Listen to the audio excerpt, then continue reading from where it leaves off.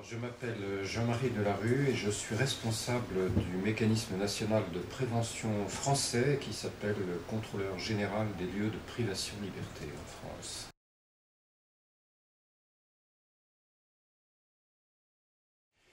Je crois qu'il ne faut pas imaginer que la torture, c'est le fait de la cruauté de personne.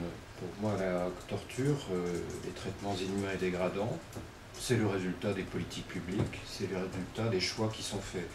Je vais vous en prendre un exemple. Lorsque on amène un examen médical à une personne détenue, elle est menottée. Il faut la démenotter pour passer l'examen, c'est un scanner.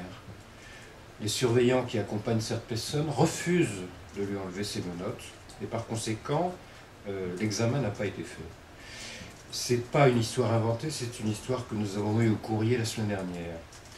Les traitements inhumains et dégradants, en l'occurrence le refus de soins, ne sont pas le fait de la cruauté, ils sont le fait d'une société qui met la sécurité avant toute chose et qui ne sait pas équilibrer la sécurité avec la dignité. Voilà comment nous sommes confrontés, je crois, dans tous les pays, et en tout cas en France, à ces problèmes de torture et de traitements inhumains et dégradants. Mais je voudrais bien insister sur le fait, et notamment pour nos jeunes auditeurs, que ce n'est pas le fait de pervers la torture, c'est le fait des politiques publiques. Voilà.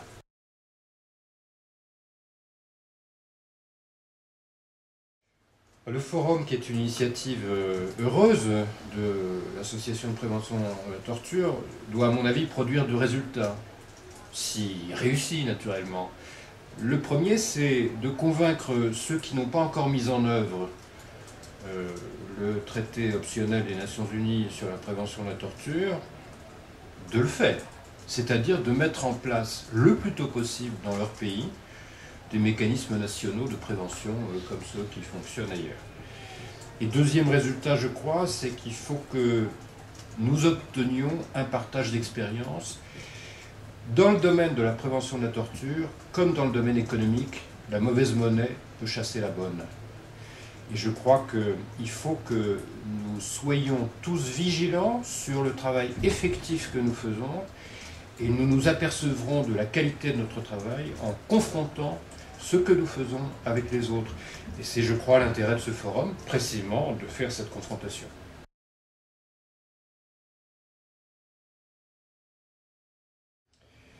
Je ne peux pas en citer parce que j'attends les résultats des discussions.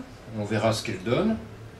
Il est évident que, d'une part, si moi j'entends des choses qui m'intéressent, soit du point de vue de la méthode que nous avons, soit du point de vue du fond, c'est-à-dire une question que nous aurions oublié de traiter, un problème aujourd'hui actuel auquel nous ne serions pas assez vigilants, eh bien il faudra évidemment, de retour en France, que je fasse attention, ou bien à améliorer notre méthode sur un point précis, ou bien à me préoccuper de choses dont nous n'étions pas préoccupés aujourd'hui, jusqu'alors. Il y a, en matière de torture et de traitements inhumains et dégradants, des évolutions constantes. Je vais vous prendre un exemple. En France, on construit de nouvelles prisons en disant c'est formidable parce que maintenant les prisons seront plus confortables. Mais en réalité, ces prisons, elles sont tellement sécuritaires qu'elles privent de toute relation sociale les personnes qui sont enfermées. Donc il faut que nous portions plus attention à ces conditions de relations sociales en prison qu'aux conditions de confort. Donc c'est l'inverse de ce que nous faisions pour les vieilles prisons. Et donc il faut que nous évoluions. Et ce que j'attends de ce forum, c'est de nous aider à évoluer.